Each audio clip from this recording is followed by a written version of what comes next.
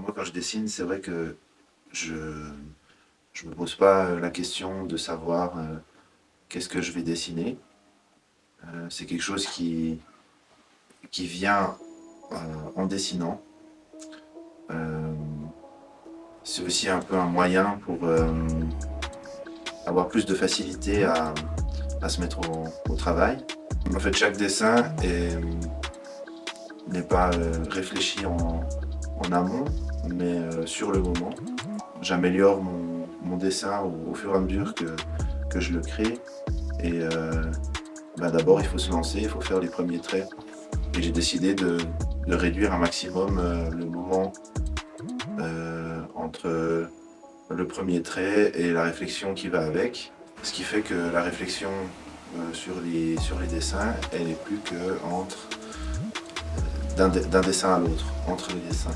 Le moment où je dessine, il y a vraiment une sorte d'improvisation qui se crée.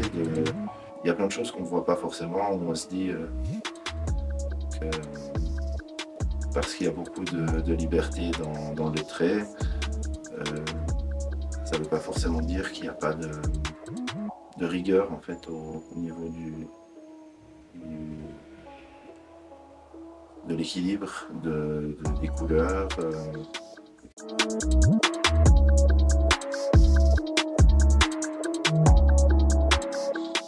Alors, je dirais que jusqu'à ce format-là, qui est un 50-70, j'utilise la technique du feutre acrylique, qui permet d'avoir une ligne assez tendue, assez nette, et passer un trait bleu par-dessus un trait noir, et c'est complètement opaque.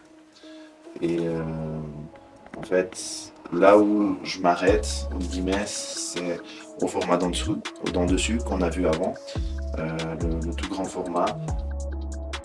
Là, je commence à sortir les pinceaux et à peindre avec de l'acrylique.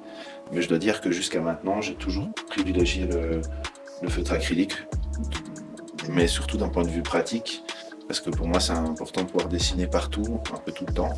Et un grand tableau comme ça, c'est le premier qui est dans cette exposition, et il est... voilà, c'est le premier. Ça m'a plu de dessiner sur un grand format, mais c'est plus du tout la même technique. Ce qui était la même technique avec tous les autres, c'était aussi ce fait déjà de dessiner partout, et puis aussi de pouvoir commencer tout de suite.